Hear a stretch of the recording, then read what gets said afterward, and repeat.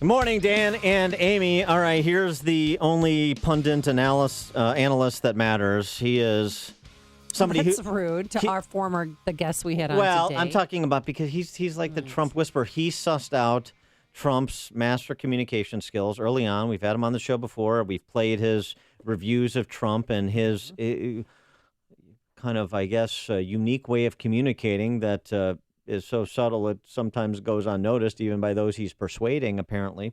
And he's also somebody who's used to communicating to 100 million people. He is Scott Adams, the creator of the Dilbert cartoon series. Scott, thanks for joining us again. Appreciate it. All right, thanks for having me. All right, so I was a bit mesmerized by that pantsuit that was furnished by Radio Flyer that Hillary Clinton was wearing last night. So I was a bit thrown off my game. So I need you to provide your analysis of Trump in particular, because there's been a lot of criticism of Trump, missed opportunities and rambling and so forth. Was Trump the master communicator on that stage last night? So I scored it on two different levels. What I call the 2D level, where we pretend that facts matter and we pretend that humans are reasonable and that winning debate points makes a difference. On that level, Clinton just won. So she had better facts. Trump was a little defensive. So in all the ways that you would score let's say a college debate, I think Clinton won handily. But on the 3D level, where emotions count, and humans are kind of visual creatures, and we're not really operating on facts and logic, I think Trump only needed to accomplish one thing at the debate, because Clinton had focused her entire campaign on this one point, which was that Trump is too scary and unpredictable and has a bad temperament, and he's a crazy man, and you can't have him in charge of the country. So Trump only needed to accomplish looking not crazy and looking like he could control his temperament. And so, in a weird way, by losing the debate, and everybody said, hey, he had much better weapons he could have used. He could have said things about Bill Clinton's scandals in the past. So he could have really gone dark, but he didn't. And not only did he intentionally not go dark, but he even said so. He actually mentioned that he wasn't going to use all of his weapons. So I think that anybody watching that would say to themselves, whether or not they thought he won the debate on points, he didn't look like a scary human being who was sort of a monster as he had been branded by Clinton. So I think Clinton won the debate, and I think Trump won the election last night. Well, do you think Donald Trump was too much of a gentleman? Is that what he was trying to, the persona he was trying to get across to the American people? You have to grade him on a curve, right? Because people are used to Trump being a certain personality, so we can't change it entirely. But within the realm of Trump, he stayed, I think, within the presidential lane, meaning that you could imagine him as president after watching him debate. And there were certainly times in the campaign where you just couldn't imagine it because he was just a little too wild. And so this is interesting, and we've talked about this before, the influence of Norman Vincent Peale, the power of positive thinking on Trump. And I wonder, so then when somebody like me says, there were opportunities where he could show strength by showing humility, for example, saying, I was wrong about the birther thing. Obama is an American citizen born in Hawaii, end of story. Let's pivot to something else. Or on some of the name calling of women, I've said previously, I don't always use the right words. And I've acknowledged that. Now let's move on and talk about something else. Is that too conventional? Is that too un-Trump-like in terms of the brand and his effectiveness as a communicator? Or were those opportunities to do that as well and advance his interest that much more? I would just say that was just bad debating.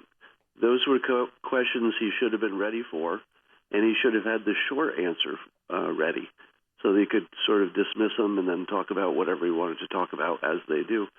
I thought he tried to get a little lawyerly with those things, and that doesn't work for him. So that's part of why Clinton just won the debate.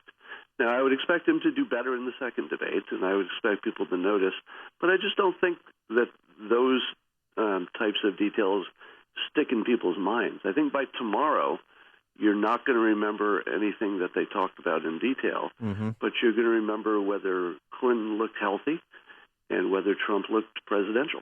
Well, Those two things will stick with you. In your blog, Scott Adams' blog, you wrote that Clinton outperformed expectations because she didn't cough, she didn't collapse, or she didn't die right on stage. Yes. But you mentioned her eyes, that she looked tired or drugged or something. Just explain that. Yeah. So obviously she's been coming off some illness, and we don't know if it's a long-term illness or what she says, pneumonia, current illness. But to my untrained doctor eyes, and I know everybody listening to this is saying, you should not say anything medical because you're not a doctor, and I completely agree with that. But as an observer, as a voter, I'm talking about the realm of persuasion and just how we register things. And the way I registered her appearance was either sleepy or maybe on some pharmaceutical meds for whatever condition she's got. And her smile seemed a little unnatural, which my neighbor Christina mentioned might be a Botox phenomenon, because science knows that if your eyes don't match your smile, in other words, if you're smiling with your mouth but your eyes don't look happy, you look disingenuous. But Botox can do that too. If you get rid of your crow's feet, your eyes won't move with your mouth. So there was something unnatural about her smile that I was registering. Again, not as a doctor, but just as a voter who was observing this. Yeah, there's a little bit of that. Feel the same. Yeah, there's a little bit of that like Nancy Pelosi look where she looks like a raccoon on a porch when you just flip on the light, right? Oh, you got me.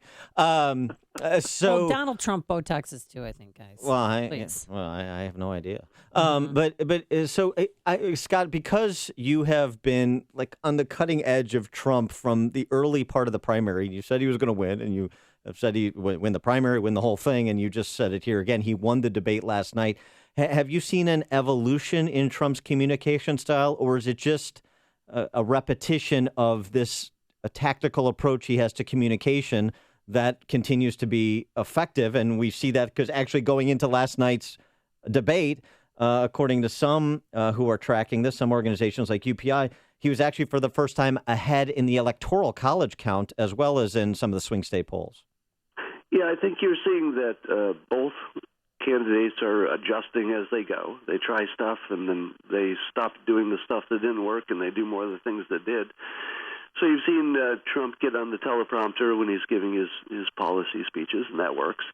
And you've seen him moderate his wilder accusations and wilder use of language lately, and that seems to be working. But he always stays visual, he stays emotional, and even when he says things that completely fail the fact-checking, there's an emotional truth to it. For my favorite example is when he was saying the other day that the situation for African Americans in the big cities anyway is worse than it's ever been. And of course, everybody just laughed at that and said, well, it's not worse than slavery. It's not worse than the 60s and Jim Crow and all those other things.